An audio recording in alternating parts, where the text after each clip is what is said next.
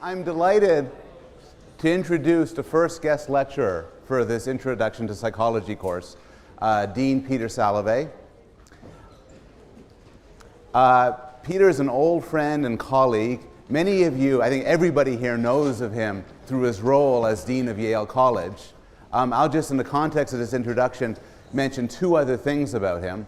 One is, prior to being dean, and in fact still as a dean, he's an active scientist, and in particular, a social psychologist, actively involved in studying health psychology, the proper use of psychological methods to frame health messages, and also is the founder and developer of the idea of emotional intelligence, an idea he's done a huge amount of research on. Secondly, Peter is, or was, an active and extremely well-known teacher at Yale College.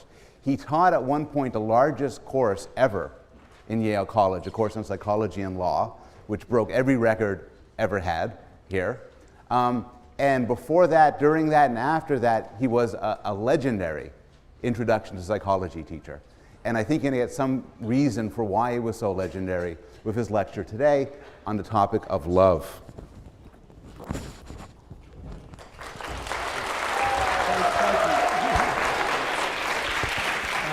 I've got the mic on. Thanks very much. Okay.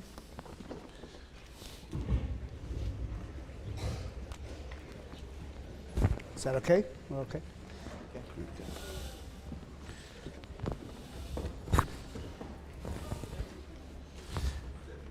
Okay, thank you very much, Professor Bloom. It really is a pleasure to come and lecture to you today on Valentine's Day on the topic of love. My main area of research is human emotion, and love is an emotion. It's not one that I study personally, at least not in the lab, and but it is fun to talk about, and it is a topic that lends itself to many social psychological phenomena. It's also great to be able to come in and guest lecture. One of the things I very much miss since serving as dean is the opportunity to teach Psychology 110. And although I love being dean, I do miss teaching introductory psychology. The feeling of exposing people to ideas that maybe you hadn't heard before. Well, I suspect some of the ideas in this talk you'll have not heard before, and for a variety of reasons.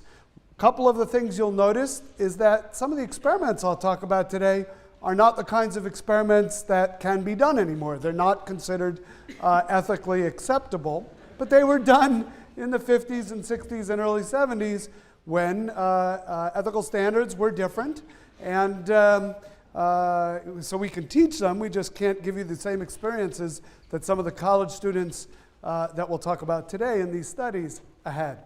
The other thing I will mention is that there is a certain androcentric and heterosexual quality to much of the social psychological research on romantic love. You'll see that in the experiments. Usually the participants are men, and usually the targets are women in these experiments. I'm not endorsing this as the only way to study love. It just happens to be the way these experiments were done. And so I mention this caution right from the beginning. We'll have to think about, one of the things you should think about is, do you think these experiments generalize to other kinds of dyadic relationships? And that's a question that I think you can ask throughout this lecture. Okay, so let's get started. And to start things off, I think what we need to do is consider a definition. I'm going to define what love is, but then most of the experiments I'm going to talk about are really focused more on attraction than love. Who finds each other of romantic interest that might then develop into a love relationship. But let's start with a definition of love, and I'm going to pick a definition from a former colleague, Robert Sternberg, who is now the dean at Tufts University, but was here on our faculty at Yale for nearly 30 years or so. And he has a theory of love that argues that it's made up of three components: intimacy, passion, and commitment, or what is sometimes called decision commitment. And these are relatively straightforward. He argued that you don't have love if you don't have all three of these elements. Intimacy is the feeling of closeness, of connectedness with someone, of bonding. Operationally, you could think of intimacy as you share secrets, you share information with this person that you don't share with anybody else. Okay? That's really what intimacy is.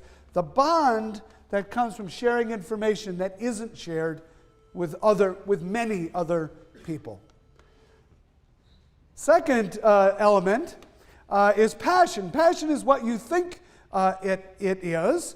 Passion is we would say the drive that leads to romance. You can think of it as physical attraction or sex.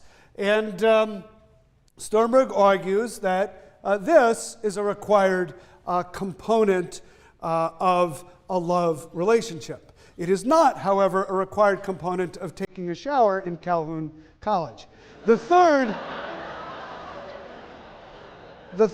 element of love in Sternberg's theory is what he calls decision or commitment. The decision that one is in a love relationship.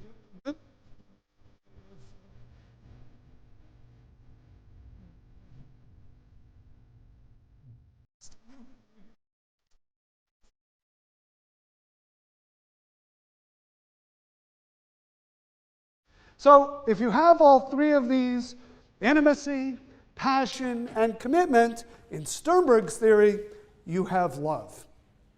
Now, what's interesting about the theory is what do you have if you only have 1 out of 3 or 2 out of 3? What do you have and how is it different if you have a different 2 out of 3? These are what's interesting about this kind of theorizing is it gives rise to many different permutations that when you break them down and start to look at them carefully can be quite interesting. So what I've done is I've taken Sternberg's 3 elements of love, intimacy, passion, and commitment, and I've listed out the different kinds of relationships one would have if you had 0, 1, 2, or 3 out of the 3 elements. And I'm using names or types that Sternberg uses in his theory. These are really from him. Some of these are pretty obvious. If you don't have intimacy, if you don't have passion, if you don't have commitment, you don't have love. Sternberg calls this non-love. That's the technical term. And essentially what he's saying is the relationship you now have to the person sitting next to you, presuming that you're sitting next to a random person that you didn't know from your college, is probably non-love. If it's something else, we can talk about it at the end of the lecture, or perhaps when I get to it in a moment. Now, let's start to add elements. Let's add intimacy. This is sharing secrets, a feeling of closeness, connectedness, bonding. Let's say we have that with someone, but we don't have passion, that is, no sexual arousal, and no commitment to maintain the relationship. This is liking. Sternberg calls it liking. And liking is really what is happening in most typical friendships. Not your closest friendship, but friendships of a casual kind. You feel close, you share certain information with that person that you don't share with many other people, but you're not physically attractive, and there's no particular commitment to maintaining this for a long period of time. Now, what if you're not intimate, you're not committed, but you're passionate? You feel that sexual arousal. This is what Sternberg would call infatuation, and that term probably works for you too, infatuated love. And this is love at first sight. I don't know you. We've never shared any secrets because I don't know you. I'm not committed to defining this as anything. I'm not committed to the future. In fact, I'm not thinking about the future. I'm thinking about right now, but boy, am I attracted. Right? That's infatuation. And that's what Sternberg means by infatuated love. The third kind of one-element relationship is there's no intimacy, right? No bonding, no closeness, no secrets, no physical attraction, no sexual arousal, but by gosh, we are going to maintain this relationship. We are committed to it for all time. Sternberg calls that empty love. Empty love is kind of interesting. It's often the final stage of long-term relationships that have gone bad. We don't share information with each other anymore, so there's no intimacy. We don't feel physically attracted to each other anymore. There's no passion. But we'd better stay together for the kids, right? Or we'd better stay together for appearance's sake. Or we'd better stay together because financially it would be a disaster if we don't. Or all the reasons other than intimacy and passion that people might commit to each other. That's what Sternberg calls empty love. Now, what's interesting is in societies where marriages are arranged, this is often the first stage of a love relationship. These two people who've maybe never seen each other before, who have never shared secrets, so there's no intimacy, who don't know if they're physically attracted to each other, are on their wedding day revealed to each other and committed legally and sometimes religiously to each other, right? The commitment is there, but at that moment, nothing else might be there. What's interesting, of course, is that such relationships don't seem to have any greater chance of ending in divorce than people who marry for love. But there's a big confound, there's a big problem in studies of those kind of relationships. What might it be? Anybody? What might be the problem in the statement I just made, that these kind of relationships are just as likely to survive as people who marry for love? Yes? Yeah, so they may occur, they're more likely to occur in societies that frown on divorce. They make it very costly, socially costly to divorce. So they may stay together for all kinds of reasons, not always such good ones. All right, now, who was it who sang the song 2 out of 3 Ain't Bad? Is that Meatloaf? Who was it? It was Meatloaf. All right, if Professor Bloom says it was Meatloaf, it was Meatloaf. You're all saying there was a singer called Meatloaf?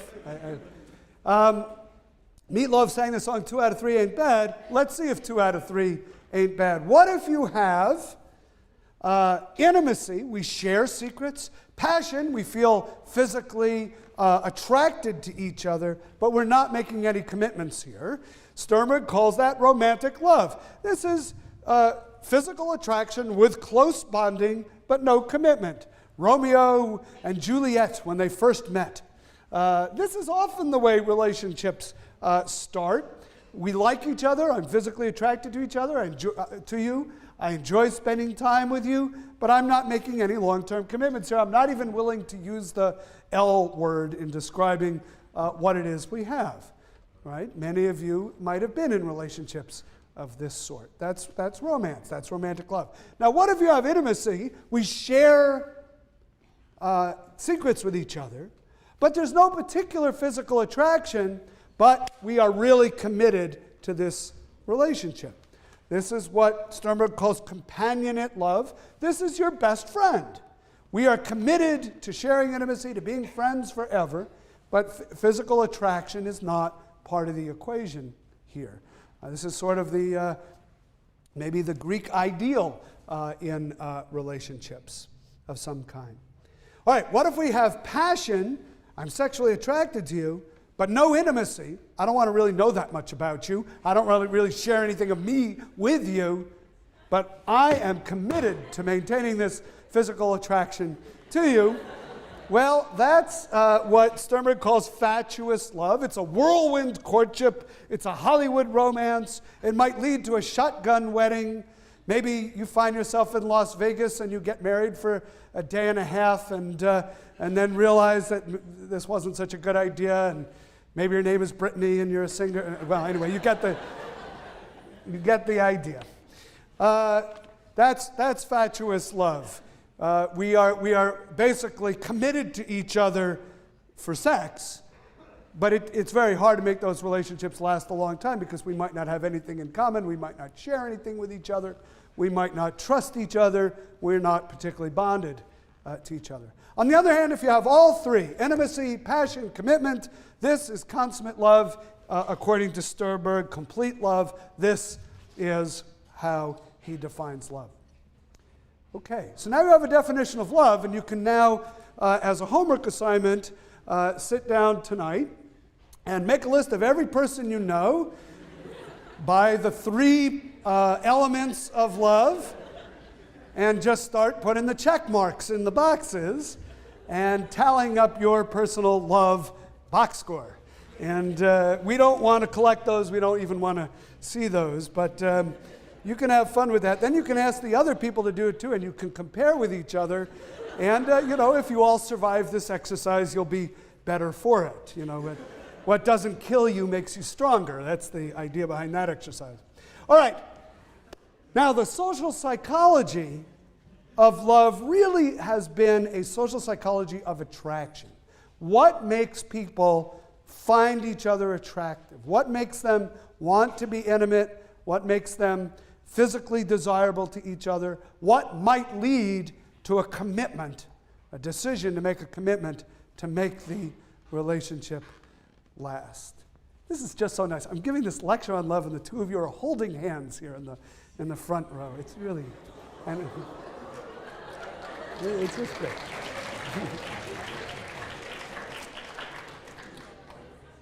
All three elements present: intimacy, passion, and yeah. Okay.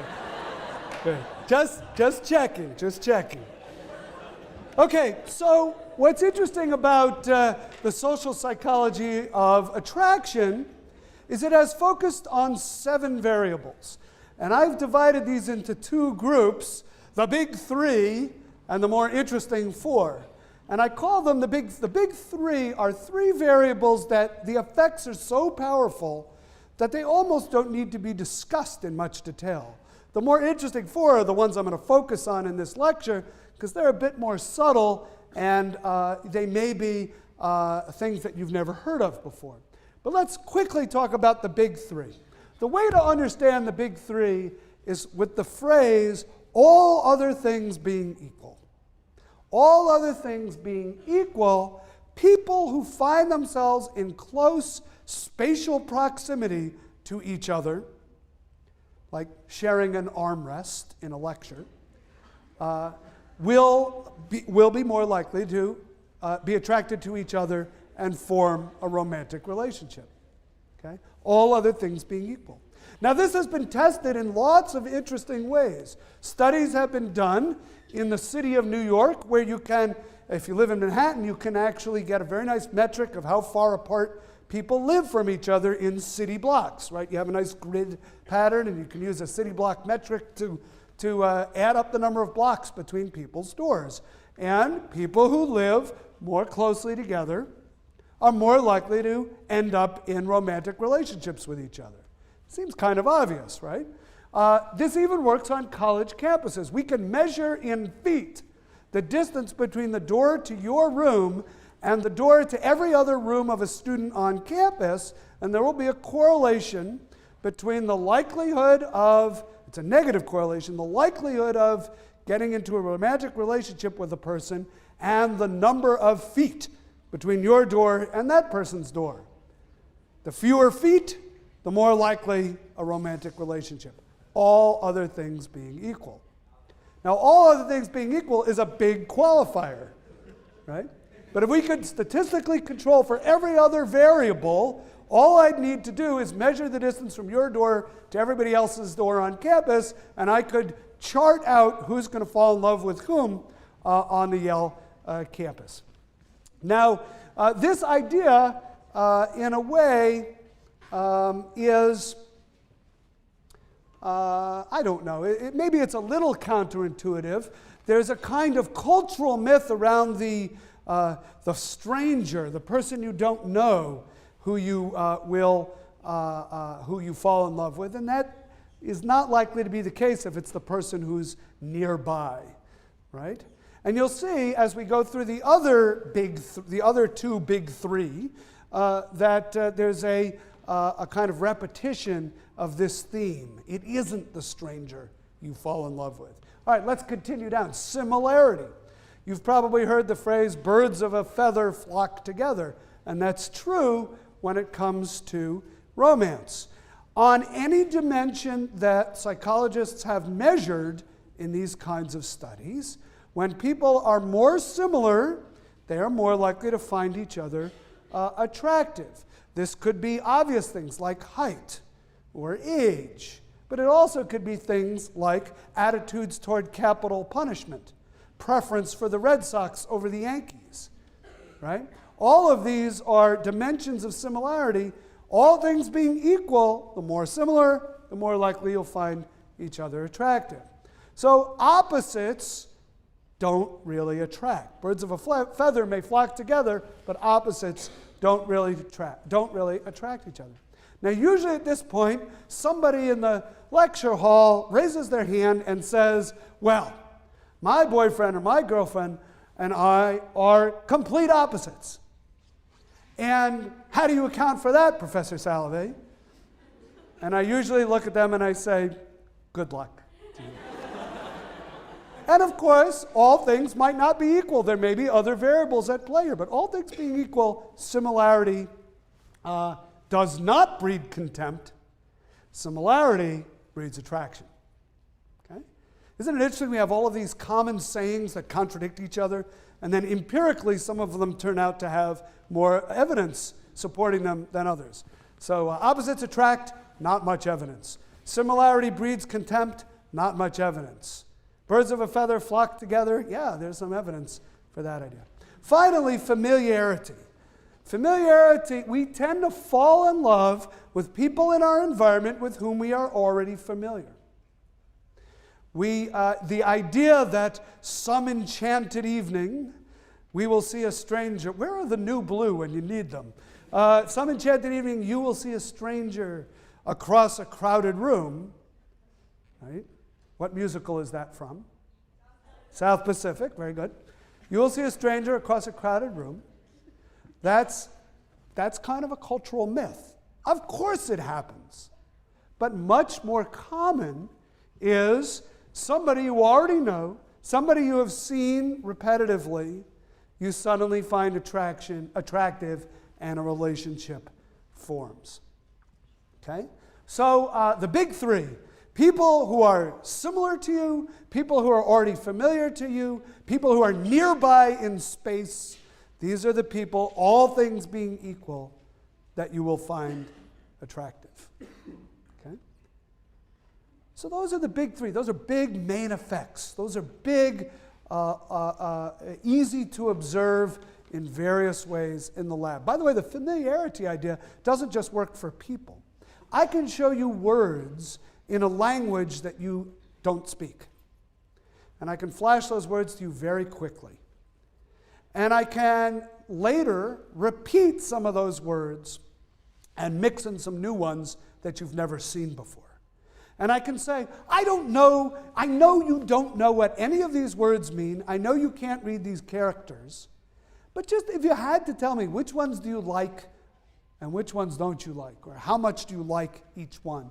The ones you will like more, the ones you saw earlier, the ones that you already have familiarity. Even if you don't remember having seen them.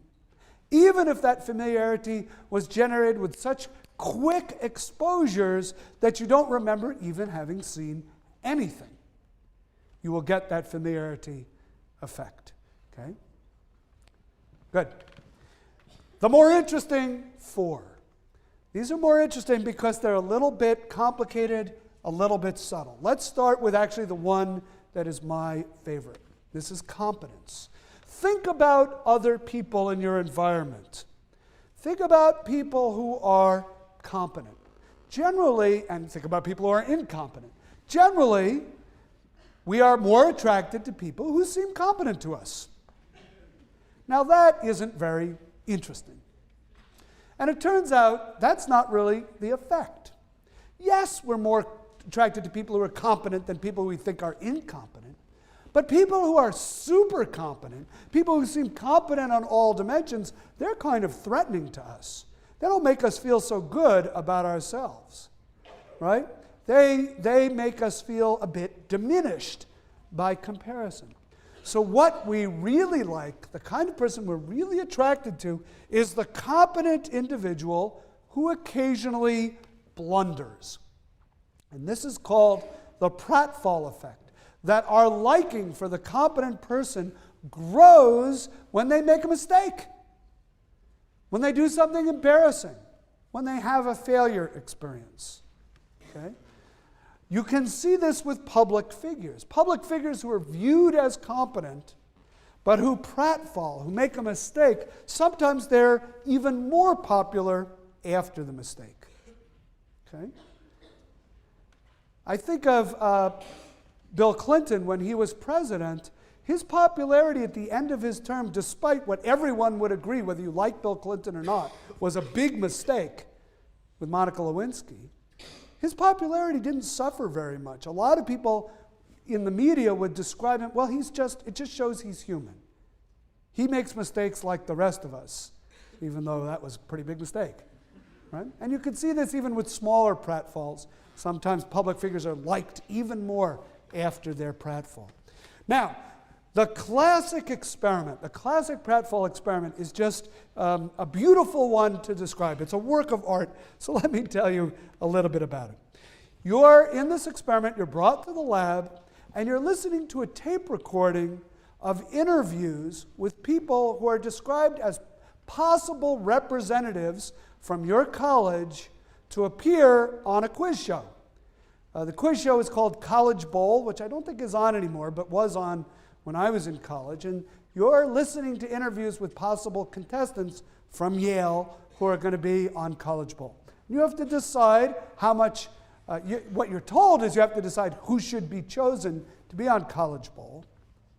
And you listen to these interviews. Now, what's interesting is there's two types of people: the nearly perfect person and the mediocre person.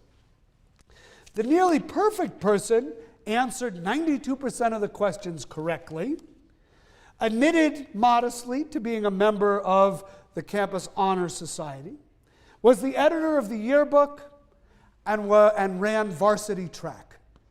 That's the nearly perfect person. The mediocre person answers only 30% of the questions correctly, admits that he has only average grades. He worked on the yearbook as a proofreader, and he tried out for the track team but didn't make it. So you see, they're keeping a lot of the elements consistent, but in one case he's kind of an average performer, and in the other case, nearly perfect. Now, which of these two people do you find more attractive in listening to the tape? So when they ask you questions about which person should be on the quiz show, people say the more competent person, but they also ask questions like, how attractive do you find this person? Now, you're only listening to an audio tape. How attractive do you find this person? And the results are pretty obvious. The competent person is rated as much more attractive, considerably more attractive, than the mediocre person. Okay? If this were the end of the story, though, it would be a kind of boring story, and it's not the end of the story. Now what happens is half of the participants in the experiment who have listened to each of these tapes, you only get to listen to one tape, half of them are assigned to the blunder condition. And what happens in the blunder condition is the tape continues, and what you hear is the clattering of dishes, the person saying, "Oh my goodness, I've spilled coffee all over my new suit." Okay? That's the blunder. That's the pratfall. Now you're asked, who do you find more attractive? And look what happens. Your rating of the attractiveness of the competent person grows even higher. The competent person who blunders, this is the person that I love. Unfortunately, the mediocre person who blunders, you now think is even more mediocre. Right? This is the sad irony in these experiments. The effect works both ways. So the mediocre become even more lowered in your esteem. in your regard. Now, I'll tell you a little personal story about my coming to Yale that relates to this experiment. This is one of the most famous experiments in the history of social psychology. I wouldn't quite put it up there. You'll hear maybe later about, or maybe you've already, about Milgram and maybe Asch conformity and maybe Robert's cave. Those are even better known than this, but this is right up there. This is a top 5 experiment. And it was done by Elliot Aronson, who has retired now, but for many years taught at the University of California, Santa Cruz. Name is not one that you need to know. In any case, I came to Yale in 1981 as a graduate student, and I was looking for an advisor, and I was kind of interviewing with a faculty member at Yale at the time named Judy Rodin. Some of you may know that name because she went on later to become the president of the University of Pennsylvania and now is the president of the Rockefeller Foundation. But I was interviewing with her, I set up a meeting, and what I was trying to persuade her in this meeting was to take me on as one of her students, to be my advisor. And it's about my 3rd or 4th week of graduate school, and I'm pretty nervous about this, and she could be intimidating to a first-year graduate student. And I remember I was holding this mug of coffee, and I was pleading with her, trying to convince her to take me on as her student. I was saying, Judy, I'll get a lot done, I'll work really hard, I can analyze data, I can write, and I'm talking about myself, and I'm swinging, I'm using my hands as I talk, I'm swinging this cup of coffee around, and fairly soon into the conversation, I demonstrated some principle that you've probably learned in your physics class, having to do with an object at rest remaining at rest unless acted upon by a force. Well, the object at rest was the coffee in the cup. And when I pulled the coffee cup out from under the coffee, it landed right on her desk and I watched in slow motion as this wave of coffee just moved from my side of the desk to her side of the desk. She jumped up and jumped back and started moving papers around and really was giving me this look like, why don't you just leave? So I was trying to save the moment as best as I could, and I looked at her and I said, Judy, you remember that old experiment that Elliot Aronson did on attractiveness? She looked at me kind of out of the corner of her eye. I said, well, that was my blunder. Now you're going to like me even more. And she just shook her head and she said, Peter, you know that effect only works if I think you're competent first. Anyway, that was my introduction to Yale, graduate school at Yale. All right, so blundering, only blunder if you're competent first, and it will make you more attractive. That is the pratfall effect. Let's move on. And I'm going to move a little bit quickly through all of this because I want to leave time for a few questions at the end of the lecture. Let's talk about physical attractiveness as number 2 of the more interesting 4. Now, physical attractiveness is one that really bothers us. We don't like to believe that physical attractiveness accounts for much in life. It seems unfair. Except at the margins, there isn't much we can do about physical attractiveness. And when we're not pictured in the rumpus, it can really hurt, So we don't like to believe that physical attractiveness matters. And the interesting thing is if you do surveys of college students and you say to them, rate how important different characteristics are in relationships that you might be involved in, they will say that warmth is important, sensitivity is important, intelligence is important, compassion is important, sense of humor is important, and they'll say that looks aren't important. But if you measure all of those things, let's do it in a different order. If you send everybody out on a blind date, and then you look at, after the blind date, how many of those people who are matched up blindly actually go on a second date? Actually get together again? What predicts who gets together again? Was it the rating of warmth? No. Sensitivity? No. Intelligence? No. Compassion? No. Sense of humor? No. What was it? Looks. So we believe that looks don't matter. And unfortunately, they do. Now, the good news in all of this is the studies that looked at physical attractiveness in this way were just looking at what predicts a second date after a first date. Obviously, what predicts a long-term relationship are probably things less superficial than looks, or at least other things in addition to looks. But it is a great predictor of a second date. And college students, year after year, say, but it's not important. And it's one of those classic dissociations between what we think is unimportant and what empirically turns out to be more important. All right, well, there are very interesting studies that have been done with physical attractiveness. At the University of Minnesota, a computer algorithm paired people up. Couldn't have been a very complicated algorithm because it basically paired people up randomly on the campus. But a lot of data about all the students on campus were collected, and people were then randomly paired up and sent to the dance, and then they were tracked over time. And just as in the thought experiment I just gave you, the University of Minnesota students acted in the same way.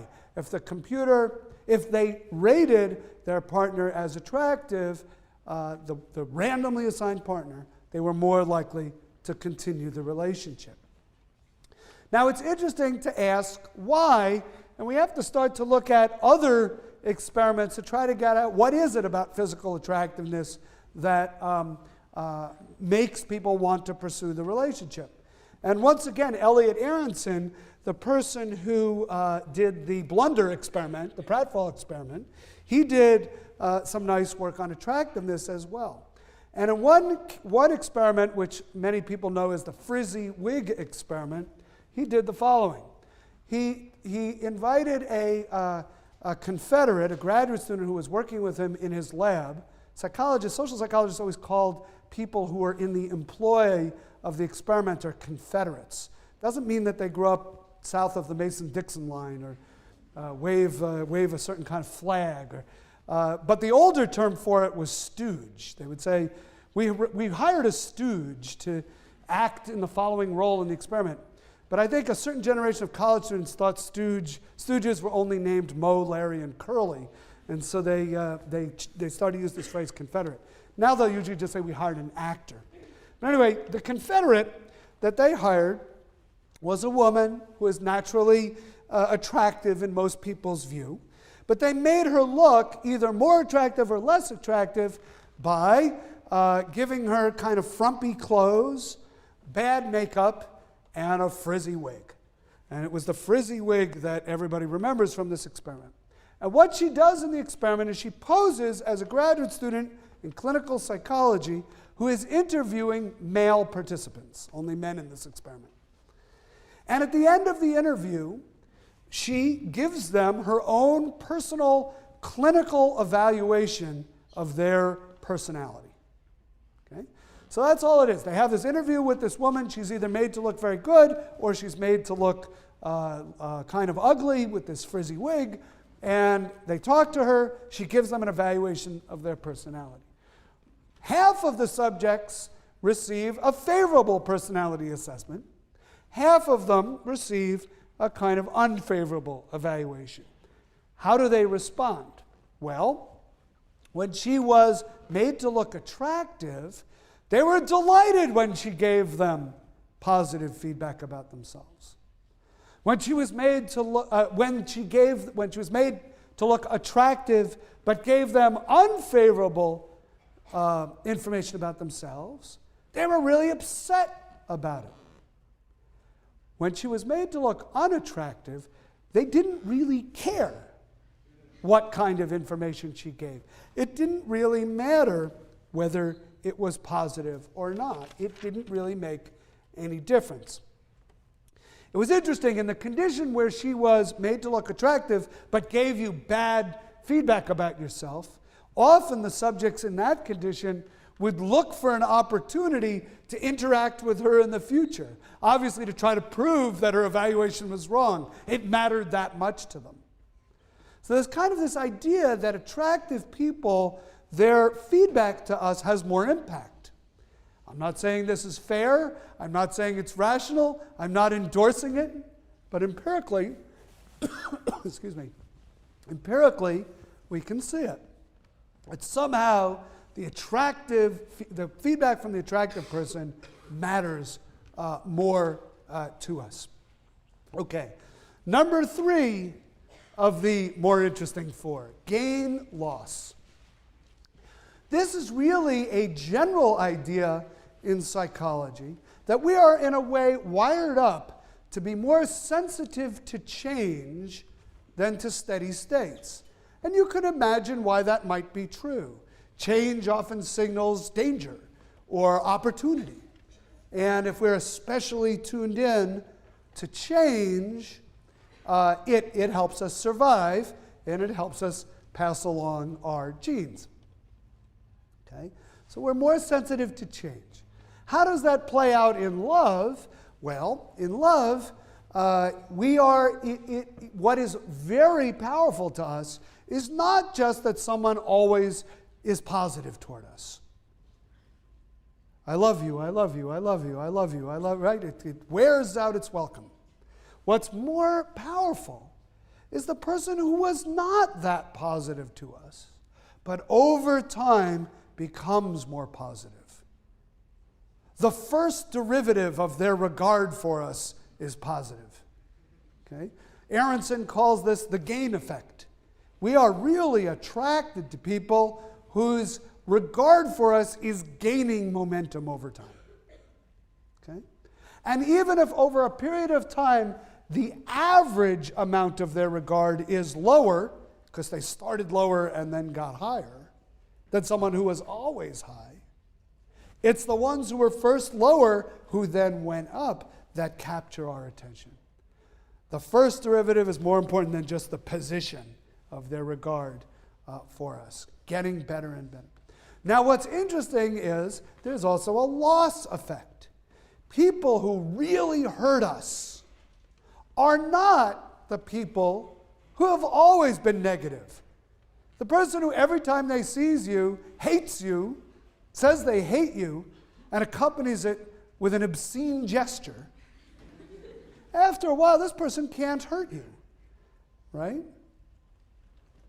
There's a country song that Ricky Skaggs sings that has the phrase in it, "Nothing can hurt you like the person you love."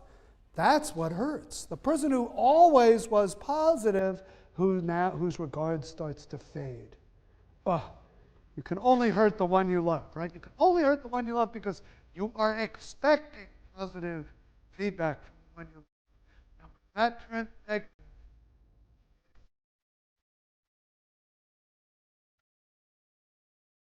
So you can only hurt the one you love, but the one who loves you.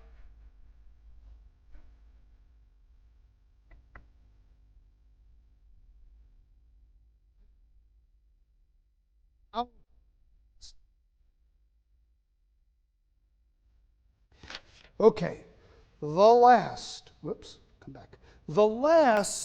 set of studies. Have you talked about Schachter Singer's emotion? Okay, so let me describe to you this phenomenon. This is a phenomenon about the misattribution for the causes of arousal. You feel physiologically aroused, but you're not completely sure why, and you have to make up an explanation for it. I think what I want to do, and sometimes that explanation is accurate, but the ones that are interesting here are the ones where you misattribute the cause of the arousal. You make a mistake and think it's love, when it might be due to something else. So let's do a thought experiment. I'm a Yale College student for the purposes of this thought experiment.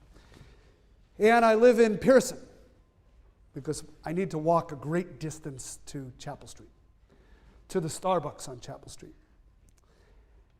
And I have a friend who I don't know that well, somebody who was sitting next to me in class a few weeks in a row, and I said, would you like to go see the New Blue in concert and then get coffee after it Friday night? And she says to me, sure, I would do that. And so the New Blue concert takes place in the Pearson Davenport Theater in the basement there, what used to be a squash court. It is now a little theater. And we enjoy ourselves at the concert. And then I say, let's go to Starbucks and get a coffee. And so we walk that distance from Pearson College down to the York Street gate, over to Chapel Street, make the left on Chapel Street, another block down to High, walk into the Starbucks. And she says to me, I better have a decaf because it's kind of late. I want to be able to sleep. And I say, that's fine, whatever you want. She says, yes, I'll have a decaf double espresso mocha skinny with a, what? What other dimensions are there? Right? A double espresso mocha skinny, frothed. And I say, okay, fine, I'll have a coffee. And I go up there and I order the drinks. I'll have a small coffee, please, and a double espresso mocha skinny frothed. Except the barista makes a mistake. Did the word barista exist before Starbucks? I don't think so. The barista makes a mistake. The barista uses caffeinated coffee in the drink instead of decaf. Doesn't tell anybody, doesn't tell me, I don't see it. I just come back with my black coffee and my double espresso mocha latte skinny frothed. Except it isn't espresso. It's got 2 shots of caffeinated espresso. I'm sorry, it isn't decaffeinated. It's got 2 shots of caffeinated espresso in it.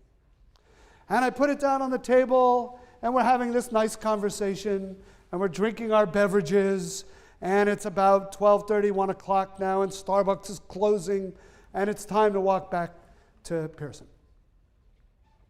And we're walking back to Pearson, and we leave the Starbucks, we make a left on Chapel Street, we're walking up to York, I'm getting a little sleepy, but my friend looks at me and says, I feel a little funny. What's actually happening? Her heart is beating a little faster. Her palms are beginning to sweat. Her breath is coming a little shorter than it otherwise would. I don't know. Is it warm in here? She says, I don't think I've felt this way in a very long time. Gee, it couldn't be the coffee. I ordered decaf. What could this be? What? Then she turns and she looks at me. And she says, what a day this has been. What a rare mood I'm in. Why, it's almost like being in love. And it is almost like being in love, except what it really is 2 shots of caffeinated espresso causing a rapid heart rate, an increase in respiration, sweaty palms, but I don't realize, she doesn't realize that's what it is. She turns to the most salient, and this is the way social psychologists would say it, turns to the most salient object in her immediate social environment, that would be me, and says she's in love. That's the idea of misattribution. Aroused due to something else, don't know what that is. It's best if you don't know what that is. Or even if you do, mistakenly attribute it, misattribute it to physical attraction, romance, intimacy, passion, and commitment. It's love. All right, now, I don't necessarily recommend that you do this thought experiment in vivo this weekend. Although if you're lonely, you might want to try it. But we can take this idea right, we can actually do research on this. We can take it into the lab. But before I tell you about lab experiments, let me tell you about the most famous field experiment on this idea. We call this the Rickety Bridge experiment, and there's a bridge at the University of British Columbia that crosses a river that runs through campus. And there's actually two bridges. The rickety bridge is one that's kind of a rope bridge. It's hundreds of feet above the river. It sways in the breeze. It's only about 3 feet wide. You kind of hold on to it carefully and you cross the river. It's a pretty scary way to cross that river. Has anybody seen this bridge? It's still there. Yes, you know this bridge. Okay. There's another way to cross the river. It's on a low bridge near the water, solid wood planks, nice and wide, hand railings made out of solid wood, and you can cross the bridge that way. So what two investigators at the University of British Columbia did is they simply positioned, once again, an attractive actor or Confederate on one side of the bridge.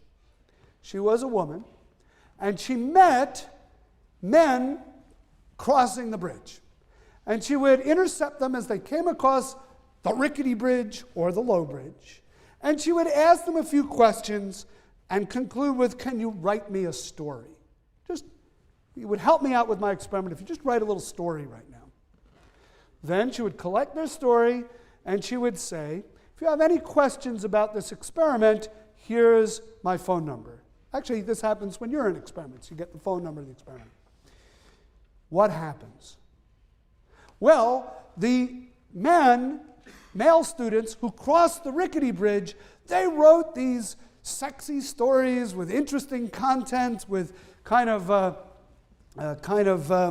little bit ribald themes. And the people on the solid bridge, they just wrote pretty boring stories. The people who crossed the rickety bridge were more likely to call her up later and say, "Yeah, I'd like to talk about that experiment I was in. Can we meet at the Starbucks? You drink decaf, don't you?" Right? And the people on the low bridge were much less likely to call her up. Okay? What was going on? Well, this was interpreted as misattributed arousal. On the rickety bridge, you're swaying in the breeze, hundreds of feet above the water. The bridge seems unstable. Maybe you'll make it, maybe you won't. Your heart is beating. Your palms are sweating. You're breathing harder. You meet this person and she seems more attractive because you're feeling all these things and you attribute it to the attraction. Now, there's a reason why this study is bad science. There's a major flaw in this study. The clue to the flaw is that you can't even call this study an experiment. What's the flaw? Anybody? Yes? People who would take the rickety bridge might be more likely to be more for adventure. People who take the rickety bridge might be the kind of people who are more looking for adventure than the people who take the solid bridge. Right. Another way of saying it is there isn't random assignment of the subjects to the two conditions in the study. That's no random assignment, it's not an experiment. By not randomly assigning people to these two conditions, you may be capturing just individual differences in the kind of person who, when there's a perfectly stable, safe, low bridge, says, I don't want to go on that bridge. I want to go on the bridge where I have to risk my life to get to class. And then should it surprise us that that's the kind of person who would call a perfect stranger on the telephone and write a sexy story and give it to them? Right? We're not so surprised. So what we have to do, of course, is take it into the lab and do this in a more systematic way with random assignment. And this is how I want to finish up today. We have till 2:45, 3:45? Okay, great. I'll take about 5 more minutes to finish up, and that'll give us some time for questions. So how do you do this in the lab? Well, you can bring people into the lab, and I can present you with a Confederate who said, let's say you are all in condition 1, everybody on this side of the room, and I can say to all of you, please wait here. We'll begin the experiment in a moment. While you're waiting, please fill out this form. And the form includes how attracted you are to the experimenter, to me. I can do the same thing over here. I can give you the form that asks you to rate how attractive you think I am, and I can give you the same instruction with a crucial difference.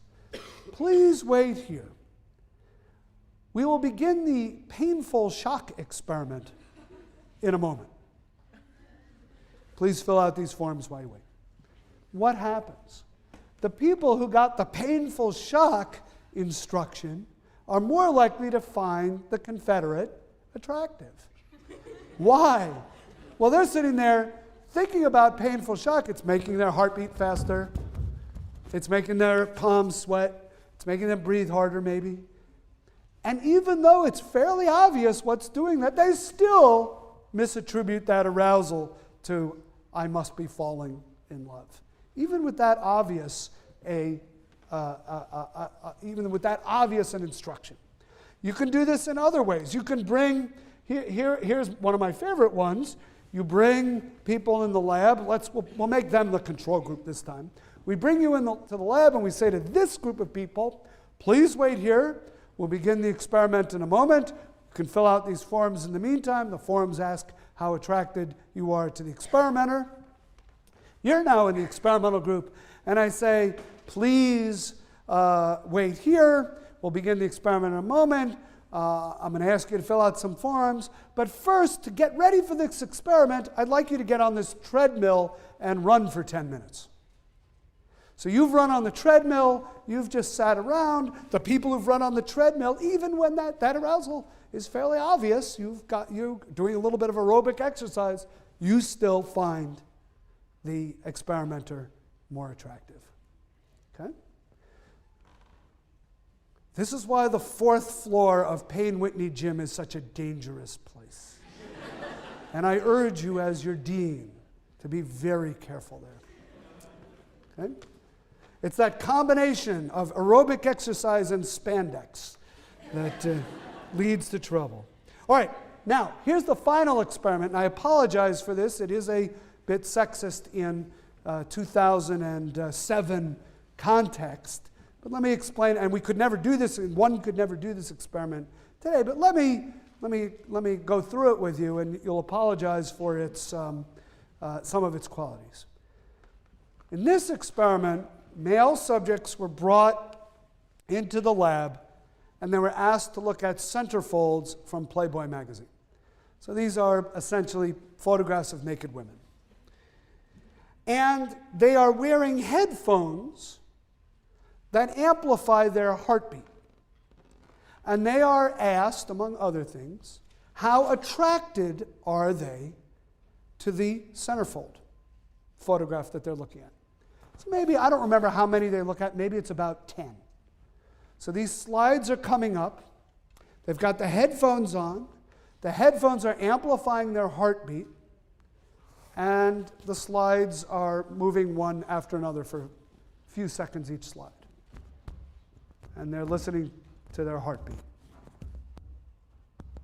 Slide 1. Slide 2. Slide 3. Slide 4. Slide 5. Slide 6. And then they're asked, which one did you find most attractive? Which one were you most attracted to? Oh, slide 5. Absolutely. She's the woman I want to marry. Okay? And what has happened is they're using this bodily cue of their heartbeat to infer that that's who they find more attractive. Now here's the twist. They're not actually listening to their heartbeat. They're listening to a tape recording of a heartbeat, and the experimenter is back there with the speed knob, and at random intervals, he just speeds up the tape of their heart and then slows it down again. And it doesn't matter which slide he speeds up the tape of the heartbeat on. That's the one the subject is more likely to think is the person of their dreams, the person they're attracted to. So even You can misattribute real arousal. You can even misattribute phony arousal. Arousal that isn't even coming from your body. That's just coming, it's just being played to you randomly. You can even misattribute that. Okay, I think these experiments are cute, and I think there's an interesting phenomenon there, and it says something in a way about how easily we can be misled as to what things in our environment, even things coming from our own body, mean. But there's also some very serious implications of this kind of work. One of them has to do with domestic violence. So think about domestic violence situations and why people stay in them. Why do people stay in relationships that are violent? Now, the number one reason, and we have to acknowledge it up front, is usually economically there's no alternative. Or people believe there's no alternative. I can't leave because if I leave, I'd be homeless. If I leave, I will starve. If I leave, my kids will starve. Or there'll be danger to my kids. Okay? I mean, that keeps people trapped in abusive relationships. And that's number one. But what else might be going on? Sometimes people don't realize that the relationship they're in is abusive. It's psychologically or emotionally abusive. They get into these fights and screaming matches and name-calling and such, even if it's not physical violence. And they feel a certain arousal when that happens. And they misattribute it to, well, he wouldn't be yelling and screaming at me if he didn't love me. Right? They misattribute that what might be anger, what might even be aggression and violence, to an expression of love. I have a friend who's a social psychologist who told me a story once that really made me very nervous, although she's fine. She said, when I was dating my husband, this is 30 years ago, we were having a tough time. We were in many, many arguments. We got into many, many arguments. And one time something happened where he came up to my car in a parking lot and he was yelling at me through the window. And I rolled up the window, and before you know it, he had punched out the window. Yelling at her, he punched out the window. He didn't touch her. And she said to me, that's when I knew he really loved me. And I thought, that's scary.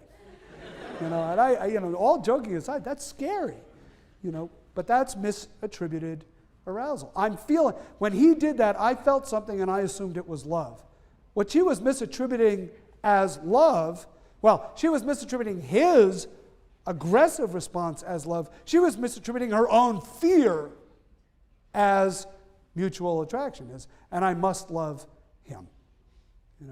So although we joke about these kinds of experiments, and they are fun to talk about because they are unusual and cute, there is also some serious implications of this kind of work that one might think about, and you might think about other possible implications as well. Okay, let me stop there and see what kinds of questions we might have. Oh, thank you.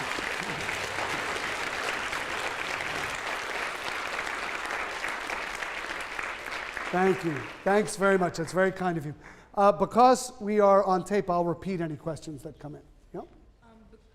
For the painful shock experiment, yeah? could you not say that if you're informed that this experiment will include painful shocks, do you not rate the experimenter higher because you know that he's in control? Right. Of the painful shock? So the question is, in experiments like the painful shock experiment, if you're told in advance, like you all are, through a consent form or by the experimenter, this is an experiment involving painful shock, will you still rate the experimenter as more attractive?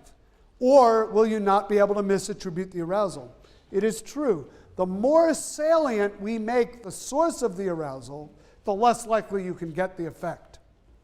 If in my thought experiment, I say to my friend, well, I know why you're feeling that way. The reason why you're feeling that way is because the barista made a mistake and gave you caffeinated espresso when you asked for decaf, or maybe you just love me, right? The person is not likely to say, oh, I bet it's love. They're more likely to think, Oh, caffeine, yeah, that's the parsimonious explanation here. So it is true, the more salient you make the cause of the arousal, the less likely you'll get the effect. But you can see, even in experiments where the cause of the arousal is somewhat obvious, at least to us, you can still get a misattribution effect. Other question, yes?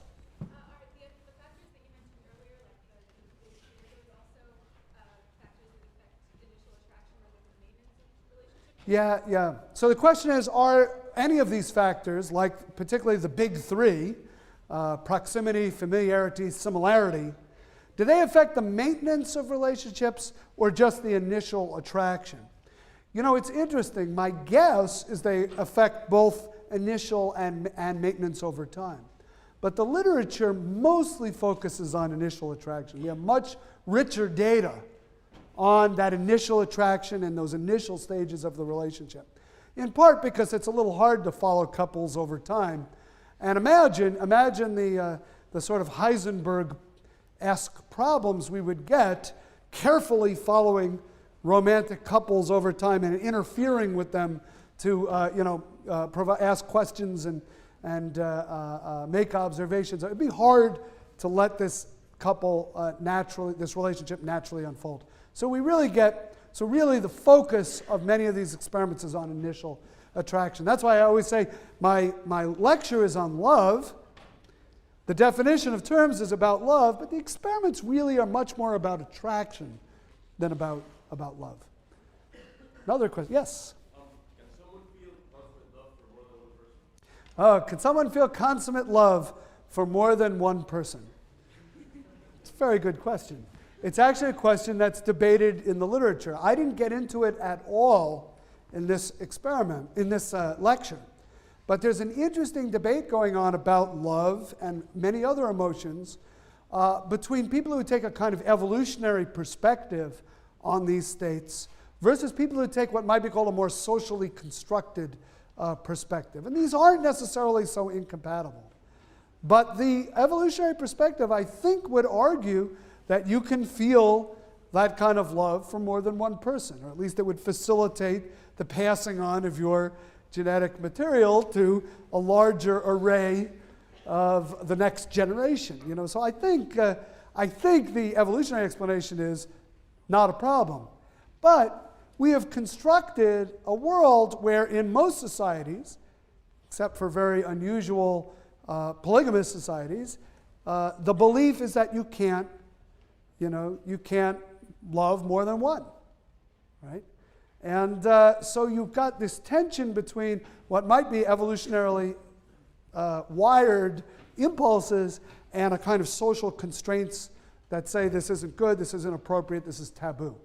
And my guess is the result is, yes, you could, but you're not going to feel unconflicted about it. And it's because these two are confronting each other at the same time. How about one more question, and then we'll let you go. Sorry, I saw him first. Wouldn't natural selection favor people who learn all these things and then try, proactively apply it to their own behavior? So he's making the evolutionary argument. Wouldn't natural selection favor the people who take introductory psychology, come to my Valentine's Day lecture, listen carefully to the big three and the more interesting four, and then go out there and put them into practice? It feels a little bit like like we're trying to pass on an acquired characteristic, which is a little bit counter to Darwinian theory. But if somehow, if you could design a proclivity for learning this kind of material, evolution might indeed favor it. I can tell you this much: it would make the several thousand social psychologists in this world very happy and proud of their field if that turned out to be true. Anyway, thank you all very much. Happy Valentine's Day. Thanks.